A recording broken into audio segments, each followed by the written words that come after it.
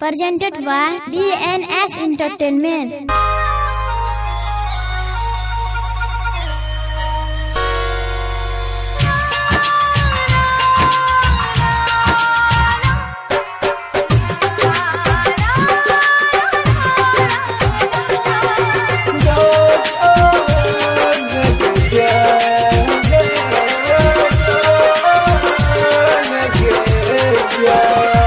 छोड़ के जइबी ससुरबा हम जइबो समसान।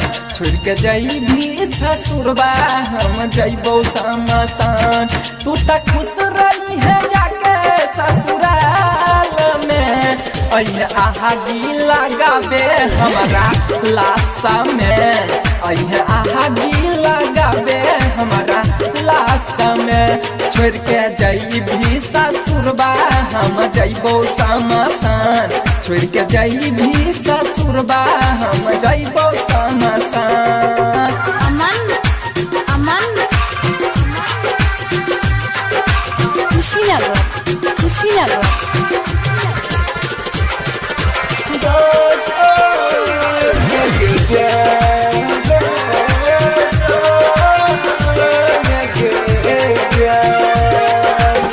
याद तोर करी करी जियरी हो हम गे। अपना जिंदगी से हो गलियो हम तंग गे।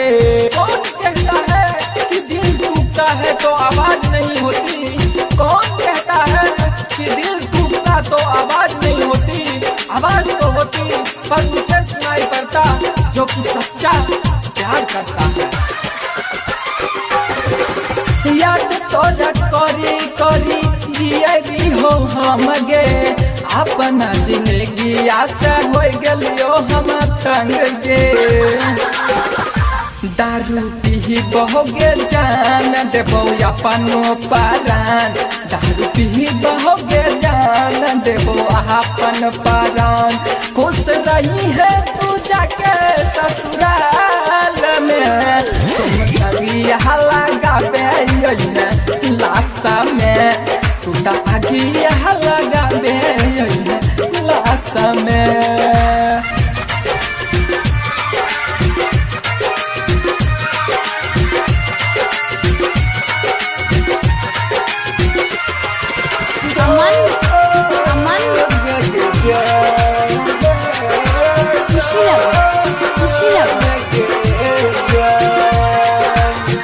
कहवन कसूर भेलो राइटर विकास से। अमन राजा के तोड़ दिल शाबाश के। हो सकता है हमने तेरा अनजाने में दिल दुखा दिया, लेकिन तूने हमें दुनिया के कहने पर भुला दिया। हम तो इस दुनिया में वैसे भी अकेले ही थे, तो क्या हुआ तूने हमें यह एहसास दिला दिया। कहवन कसूर भेलो राइटर विकास से। अमन राजा के तोड़ दिल शाबाश के। तोरा याद में जानू दिन रात बोथारा गे रोइतो।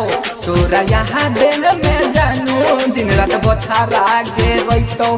तू त खुश रही है जाके ससुराल में।